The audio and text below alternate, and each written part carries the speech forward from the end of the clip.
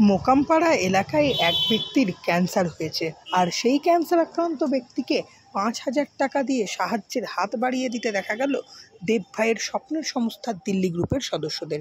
মুর্শিদাবাদ জেলার কান্দি মহকুমার বড়োয়া ব্লকের অন্তর্গত মোকামপাড়া এলাকায় এক ব্যক্তির ক্যান্সার, আর সেই ক্যান্সার আক্রান্ত রোগীকে ৫,০০০ টাকা দিয়ে সাহায্যের হাত বাড়িয়ে দিতে দেখা গেল দেবভাইকে।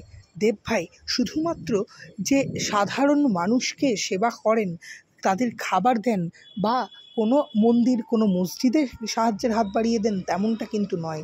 কোনো অসুস্থ দীনদরিদ্র রোগী থাকলে তারা যদি দেবভাইয়ের কাছে আবেদন করেন, তাহলে কিন্তু তাদেরকেও সাহায্যের হাত বাড়িয়ে দিতে দেখা যায় দিল্লি গ্রুপের দেবভাইকে।